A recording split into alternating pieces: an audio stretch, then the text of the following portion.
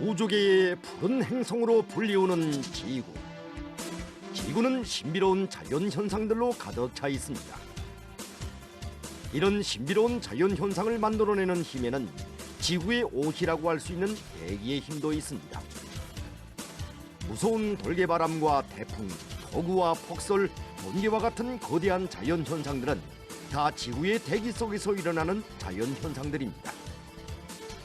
지구의 대기는 이처럼 무섭고 파괴적인 자연 현상을 일으키는 반면에 지구의 생명체들을 보호하고 지구를 푸른 행성으로 존재하도록 하는 중요한 역할을 하고 있습니다.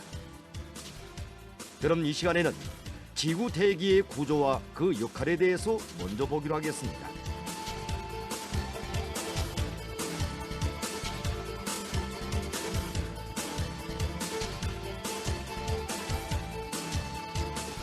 우선 지구 대기란 무엇을 의미하는지 보기로 합시다.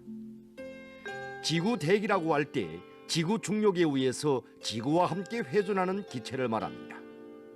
그 지구 대기를 여러 층으로 갈라볼 수 있는데 대륙권, 성층권, 중간권, 열권, 바깥권으로 나누어 볼 수 있습니다.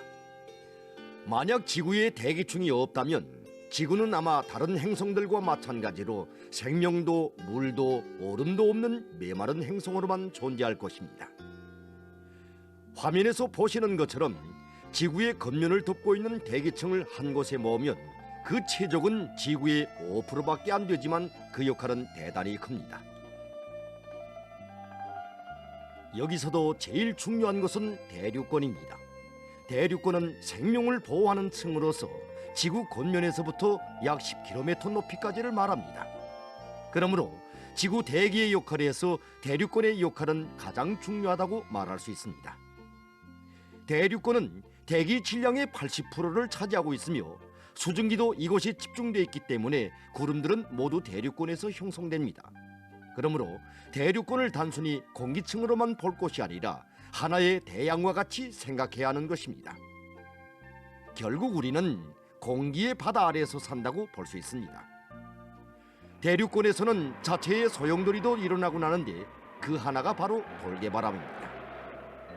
화면에서 보시는 이 돌개바람은 시간당 300km의 속도로 회전하는 거대한 바람입니다. 대륙권은 또한 바다처럼 파도도 가지고 있습니다. 이 구름은 오스트랄리아 상공에 나타난 세계에서 제일 큰 대륙권의 파도입니다. 이 파도의 두께는 2km나 됩니다. 대륙권에서는 바다에서처럼 파도 타기 기교도 할 수 있습니다. 지금 이 사람이 대륙권에서 수직으로 떨어지지 않고 바다에서처럼 자유롭게 파도 타기를 할 수 있는 것은 대륙권의 공기 흐름 덕분인 것입니다.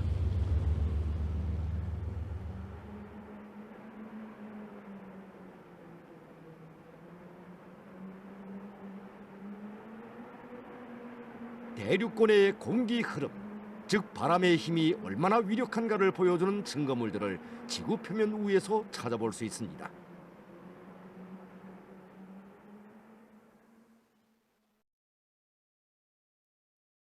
화면에서 보시는 이 모래바위들의 모양은 대륙권의 공기 흐름이 남긴 것입니다. 마치 바닷물이 일으키는 파도 모양 같습니다. 그러나 이것은 물과 같은 액체가 아니라 바람이 만들어낸 조각품인 것입니다. 모래바위 위에 새겨진 파도 모양들은 마치도 조각가들이 새겨놓은 것처럼 정교합니다. 모래바위 위의 이 파도 모양은 수천 년 세월에 걸쳐 형성된 것입니다. 화면에서 보시는 이 지역의 지형도 바람에 의해서 생겨난 것입니다. 이 지형의 모양은 바람 방향이 한 방향으로 세차게 불었다는 것을 보여줍니다. 대륙권의 바람이 만들어낸 특이한 지형들은 세계 여러 곳에서 찾아볼 수 있습니다.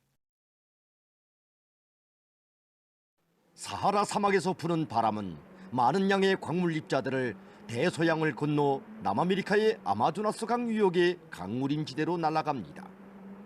대륙권의 바람에 의해 해마다 사하라 사막에서 아마조나스까지 4천만 톤의 소금과 광물질들이 운반된다고 합니다.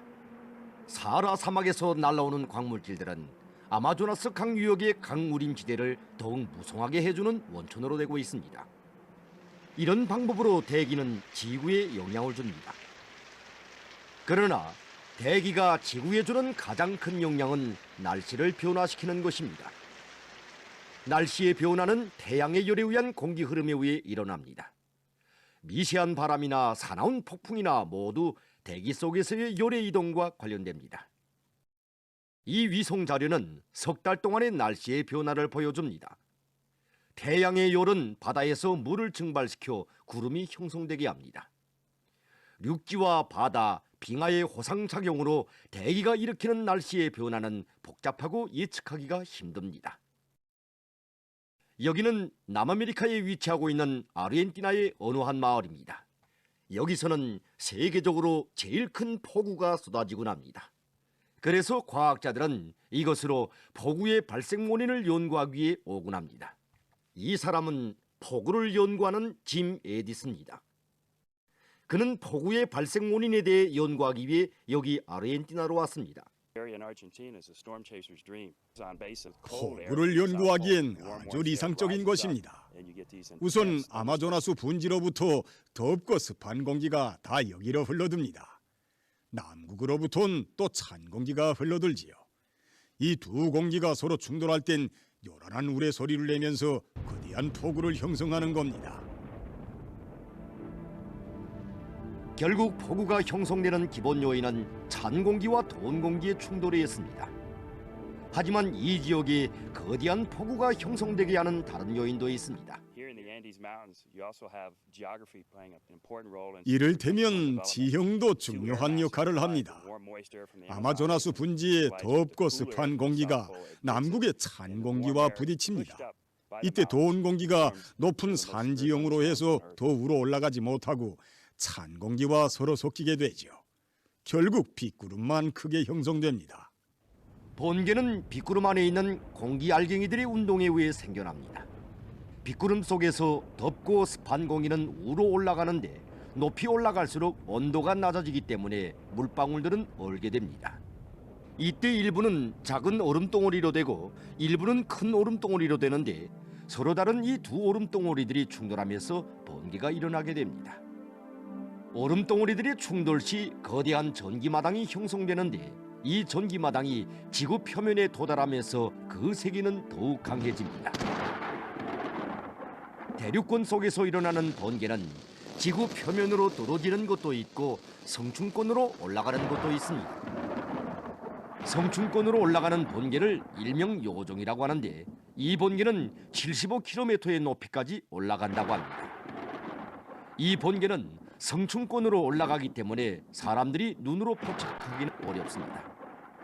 연구사들은 지금으로부터 5억 7천만 년 전부터 2억 5천만 년 전까지 이르는 고생대에 지구 대기가 거의 오늘과 같은 성분을 가지게 됐다고 하고 있습니다.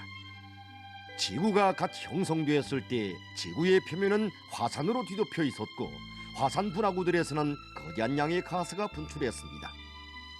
이 가스가 지구의 대기를 형성했습니다. 하지만 이때 생긴 대기는 지금의 대기와 전혀 달랐습니다. 대기 속에는 이산화탄소와 메탄 그리고 수증기가 혼합되어 생긴 독성이 있는 기체들이 있었습니다. 오늘처럼 사람이 숨쉬는 데 필요한 산소는 없었습니다. 오늘과 같은 지구의 대기가 어떻게 형성됐는지 그에 대해서는 다음 시간에 보기로 하겠습니다.